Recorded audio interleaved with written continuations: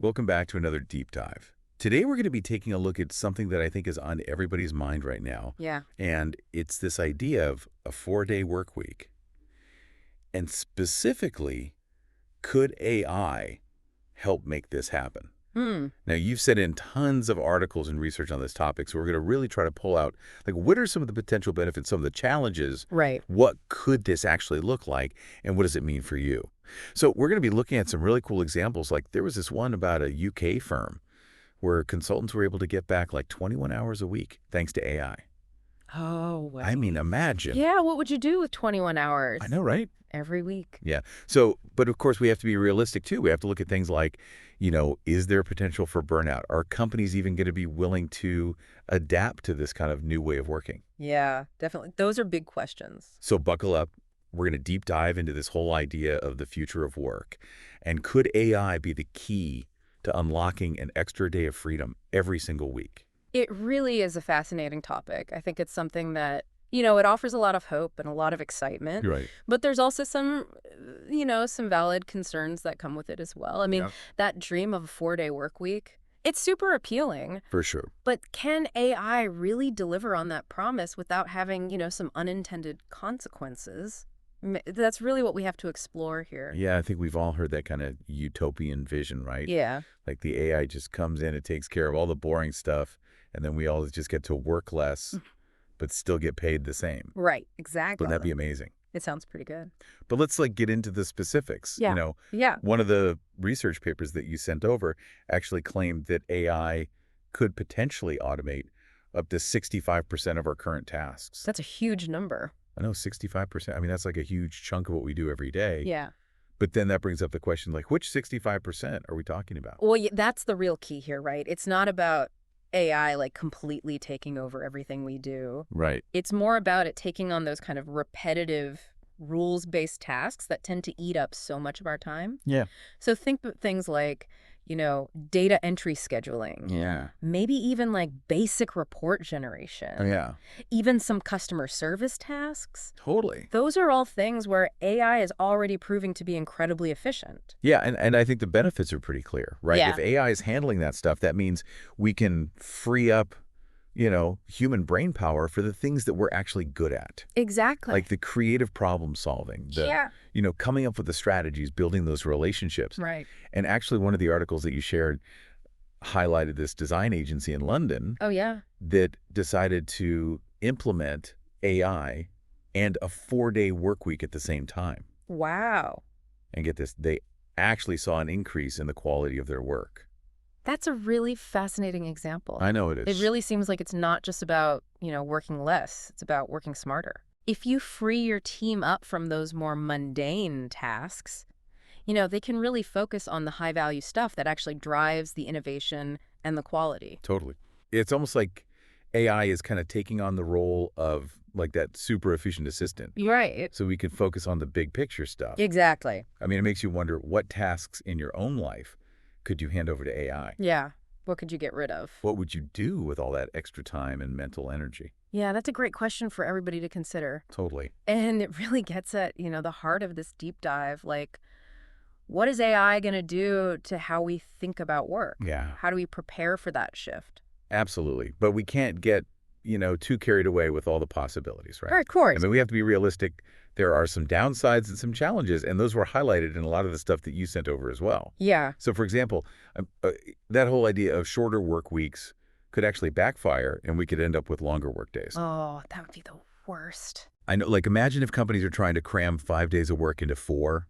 Oh, yeah. I mean, that's just a recipe for burnout and stress. It wouldn't be sustainable. Exactly. So it can't just be about squeezing, the same amount of work into fewer hours. Right. It has to be a complete shift in how we think about work. Yeah, how we manage our time. Exactly. How companies structure their operations. Totally. Yeah. And that kind of leads to another challenge that was in a lot of these articles. And it's this idea of company adaptation. Like, can businesses even make the changes that are needed to support a 4-day work week without, sacrificing productivity or their profits? That is the big question right there. Yeah. And it's not enough to just announce, okay, everybody, 4-day work week starting Monday. Right. They need to invest in the right tools, the right technology. And rethink those workflows. Yeah. Create a culture that actually values outcomes over just hours spent at a desk. Totally. And here's where things get kind of interesting, because one of the statistics that really stood out to me was this one that said that 93% of companies that are already using AI are open to a 4-day work week Wow. versus less than half of companies that aren't using AI. That's a huge difference. It is. And it makes me think that maybe those companies that are already kind of on board with AI, Right. they're starting to see its potential to change how we work. Yeah, they're seeing it as a tool to make work-life balance better, not just for efficiency. Right, exactly. It's about improving the lives of their employees. Totally. And that's a crucial point, right? Like, this isn't just about, like, shaving off a day from the work week. Right. This is about really rethinking, like, what is our relationship with work? Yeah, how do we measure success? Exactly. How do we build a culture that actually cares about well-being, Totally. not just about how many hours you're putting in? Yeah, and one of the articles actually talked about, we need a productivity paradigm shift. Yeah, like a total mindset change. Yeah, we have to stop thinking that hours worked equals value created. Exactly. It's about focusing on those outcomes, Right. on achieving goals, not just putting in the time. And AI could really help with that shift. Oh, definitely. Like, imagine if we could use AI to track, like, how projects are moving forward. Yeah, find those bottlenecks, Totally. suggest ways to make things more efficient. Yeah, and then that frees up managers to actually coach their teams, mentor them. Right, instead of just watching the clock. Exactly. And it lets employees kind of take more ownership of their work. Yeah, be more proactive. Exactly. And, we always hear about this fear of AI replacing jobs. Right. But what if it actually helped us to do our jobs better? Yeah. Be more fulfilled. Be more engaged. Right. That's a really interesting thought. But let's not, pretend that this is going to be easy, Oh, yeah. because there are some real concerns too. Right. Like, what about potential job displacement? Hmm. The need for retraining. All the ethical considerations of using more and more AI in the workplace. We definitely have to consider all of that. And that kind of highlights the need for us to be really thoughtful and collaborative in our approach. We can't rush into this. Yeah. We need to get workers involved in how these systems are designed and implemented. Exactly. Make sure that AI is used to benefit everyone, not just a select few. And one of the sources talked about this need for a new social contract between employers and employees. Like, we need to acknowledge that work is changing in this AI-driven world. It's not the same as it used to be. Exactly. And it's not just about that kind of transactional relationship. Yeah, employer and employee just exchanging time for money. We have to move beyond that. Yeah, it has to be about shared goals, Totally. mutual benefit, Right. a commitment to lifelong learning and adaptation. I mean, it feels like we're entering, like, uncharted territory here. Yeah, we're writing the rules as we go. Exactly. And the question is, like, where do we even start? Yeah, that's the big one. What are some practical things companies can do to start preparing for this possible shift to a 4-day work week? Well, I think first and foremost, they need to just start experimenting. Yeah. Don't wait for the perfect plan to come along. Just start small Right. pilot projects. Gather the data. Get feedback from employees. See what works. Right, what doesn't work. And adapt. Learn as you go. Exactly. So it's about being agile, Yeah. I being guess that's- flexible, I get that. constantly learning. Absolutely. And a key part of this is investing in the right tools and the right tech. Definitely. Like, you sent a bunch of sources that highlighted those project management platforms. Yeah, things like Asana. Monday.com, all those tools that help teams stay organized, Yeah, track progress. collaborate, even when they're not all in the office at the same time. Right, and they give you valuable insights into how work is actually getting done. Totally. So managers can figure out how to make things better. Yeah, but technology is only part of it. Of course. Companies also need to invest in training and development Right. for their employees, but also for their managers. For everyone. Because managers need to learn new skills Yeah, how to lead and motivate teams. in this more flexible, results-oriented world. Exactly. And employees need the skills to thrive in an environment where they're constantly learning and adapting. Right? And one article even suggested, like, giving employees stipends so they can take online courses or go to conferences. That's a great idea. It shows commitment. Yeah, investing in your people. Exactly. And recognizing that in this AI world, the most valuable skills Yeah. are the ones that AI can't do. The things that make us human. Yeah, things like critical thinking, creativity, problem solving, emotional intelligence. Right. Those uniquely human skills. That are going to be even more important as AI takes over all the routine stuff. Absolutely. But we can't forget about the legal and contractual stuff either. Oh, yeah, that's a whole other layer. I mean, shifting to a 4-day work week could mean we have to look at labor laws. Employment contracts. Yep. Collective bargaining agreements. Like, all of that might need to change. It's a lot to think about. It's a complex issue, but it requires, governments, businesses, everyone to work together to find solutions that are fair for everyone. We need to make sure everyone benefits. But the fact that we're even having this conversation, that's a good sign, right? It is. It means we're starting to question those old assumptions about work. Right. We're open to new ideas. Yeah, and we're looking for models that could benefit everyone. Individuals and society as a whole. Exactly. And for you, the listener, this means you're not just sitting on the sidelines watching this happen. Right. You have a voice. You have input. Your opinion matters. So start asking yourself those questions. Yeah. What tasks in your work could be automated? How would you feel about a 4-day work week? What are your concerns? Talk to your colleagues, your managers. Yeah, talk to your elected officials. Make your voice heard. This isn't just a tech shift. This is a societal shift. Yeah, we're all in this together. And the more we talk about it, the better prepared we'll be. To shape the future of work in a way that works for everyone. Absolutely. So let's keep this conversation going, and let's see what we can create together. And it seems like those companies are starting to see that, having happy employees, having employees that are well-rested, right, ultimately that makes them more productive and more engaged. It's a win-win for everybody. Yeah, and that's the key, right?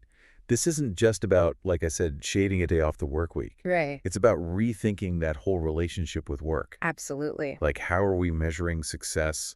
How are we creating a culture that values both like what you produce and your well-being? Totally. One of the articles you sent talked about this productivity paradigm shift. Interesting. We need to stop equating, hours worked with how much value you're creating. Right. Like, just because you're at your desk for 8 hours. Exactly. Doesn't mean you've done 8 hours of valuable work. Right. It's about focusing on those outcomes, on actually achieving goals. And AI could be a huge part of making that shift happen. Oh, for sure. I mean, imagine if we could use AI to track the progress of projects. Yeah, to identify those bottlenecks. Exactly. Like, where are things getting stuck? Right, and maybe even suggest ways to make those workflows more efficient. Yeah, and then that frees up the managers to do what they should be doing. Right, actually coaching their teams, mentoring them. Yeah, not just, like I said, monitoring their hours. Right, it empowers the employees to take ownership. Exactly. Be more proactive and self-directed. And I love this idea because, we hear so much about that fear of AI replacing jobs. Oh, yeah, that's a big one. But what if it actually helped us do our jobs better? What if it made us more fulfilled, more engaged in the work we're doing? I mean, that's a pretty exciting possibility. It is. But let's not sugarcoat it.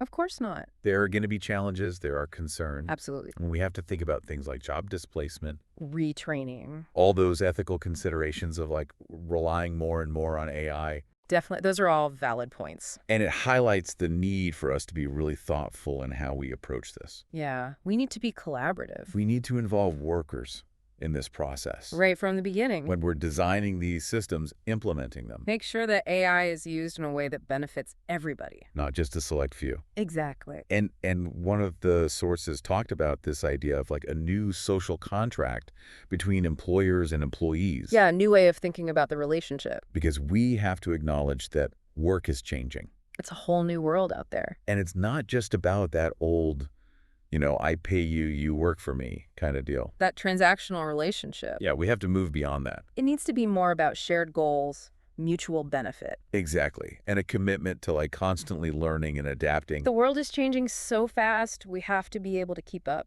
I mean, it really does feel like we're kind of in uncharted territory here. It does, doesn't it? We're writing the rules as we go. And the big question is where do we even begin? That's the million-dollar question. What are some practical steps that companies can take to even start preparing for this? Well, I think the first thing is they just need to start experimenting. Okay. Don't wait for some perfect blueprint to appear. Right. Just start small. Like pilot programs. Exactly. Gather data. Get feedback from employees. See what works. See what doesn't work. And iterate from there. So it's about being agile. Yeah. Constantly learning. Absolutely. And a big part of that is investing in the right tools and tech. Definitely. And you sent over a bunch of sources that highlighted those project management platforms. Yeah, asanamonday.com, Trello. All those tools that help teams stay organized. Yeah, track progress. Collaborate, even when they're not all in the office. Exactly, and they give you really valuable insights into how work is actually getting done. Which can help managers identify those areas for improvement. Exactly. How can we make those workflows more efficient? But tech is only part of the equation. Right. Companies also need to invest in training and development. Yeah, for their employees and for their managers. Because managers need to learn new skills. They Absolutely. need to learn how to lead and motivate teams in this new environment. Where it's more flexible, More results-oriented. and employees need those skills to thrive in a world where they're constantly learning and adapting. Right. One article even suggested offering stipends for employees to take online courses or go to conferences.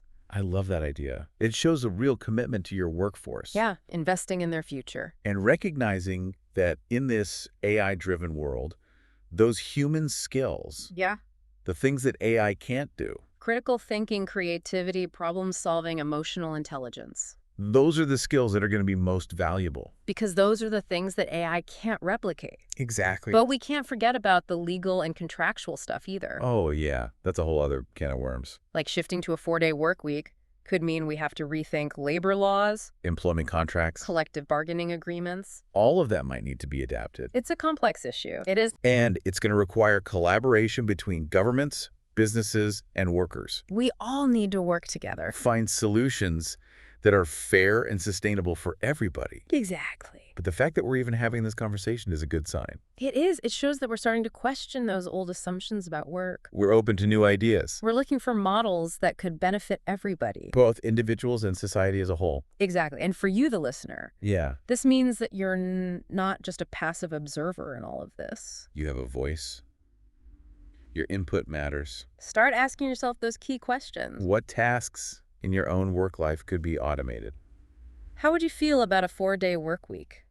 What are your concerns? Talk to your colleagues, talk to your managers, talk to your elected officials. Let them know what you think. Make your voice heard. This isn't just a tech shift, it's a societal shift. We're all in this together. And the more we talk about it, the better prepared we'll be to shape the future of work in a way that works for everyone. Yeah. It really does feel like we're at this turning point, like things are about to change. Yeah. And I think this deep dive wouldn't be complete if we didn't talk about, like, what happens if we get this wrong? Right. Like, what are some of the things we need to watch out for? Yeah, that's a great point. I think one of the biggest risks is that we end up with like a 2-tiered workforce. You know, where the people who have the skills and the resources to adapt to this new world, Right.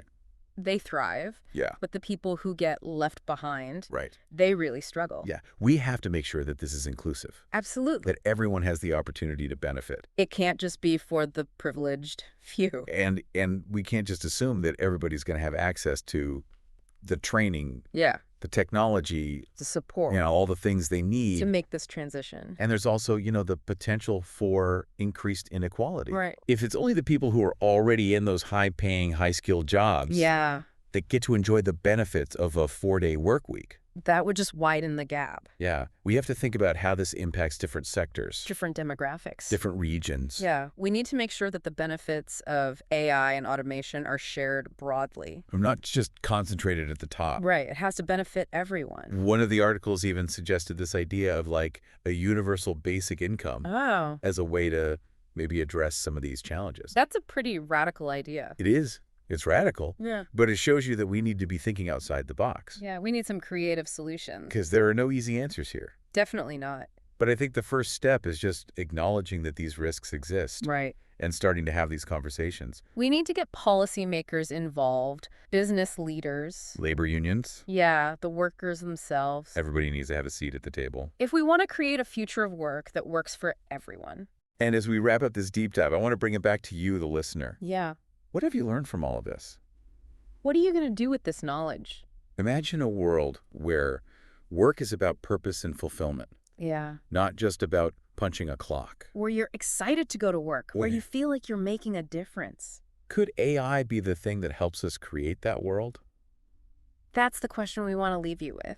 We hope this deep dive has given you some things to think about. Maybe even inspired you to take action. And don't forget to subscribe to Le Podcast de Philippe on YouTube for more deep dives into the future of work and how tech is changing our lives. We'll see you next time. Thanks for listening.